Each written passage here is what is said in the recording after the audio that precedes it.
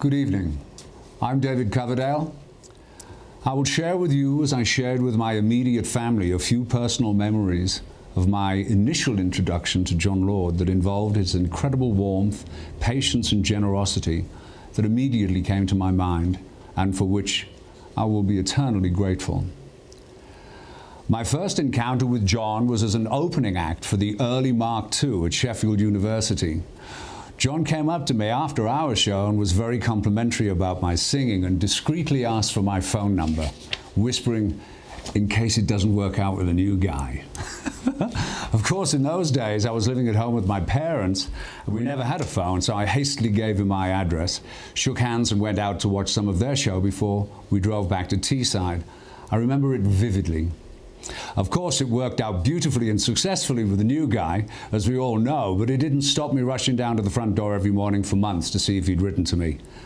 As you can imagine, it was an indescribable boost for my morale at that time in my life. A sweet, sweet man. He knew how to elevate your spirit. He had poetry and rhetoric in abundance, and a great, great guy to have a long, expensive dinner with. Unless it was back in the day when we didn't really eat that much after overindulging in Peruvian naughtiness.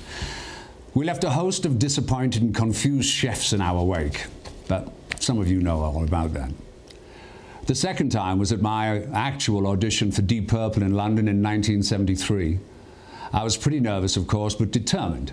I discreetly brought a bottle of Bell's whiskey that my friend Roger Barker, who'd driven me to London, had hidden from me, and which, of course, I immediately found and gave me cause to go for frequent little shots. But no one was more engaging, welcoming, and calming to me than Jon Lord.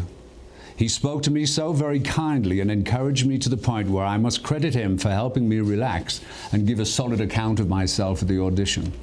God bless his cotton socks. And the last example of Jon's amazing character was at Clearwell Castle in Gloucestershire, where we had gone to work on songs for what became the Burn album. Jon was going to be late as he had business in London, so Richie, Glenn, and Ian Pace started jamming immediately in the castle crypt.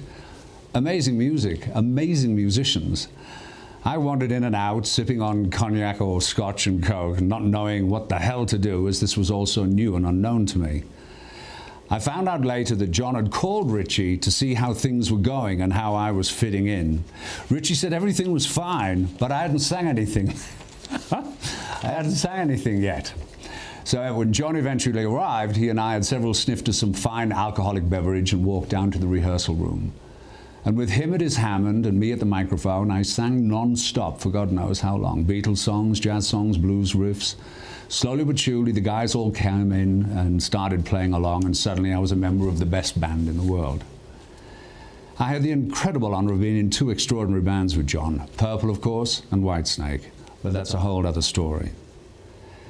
I have no doubt that with the healing passage of time that something wonderful will take place somewhere where his former colleagues and I can come together and all celebrate his extraordinary life and his many musical gifts and share it with Jon's multitude of fans.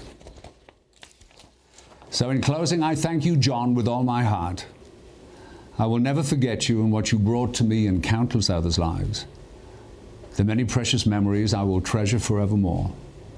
Bon vivant, raconteur, premier musician and gentleman extraordinaire, Jon Douglas Lord, I salute you.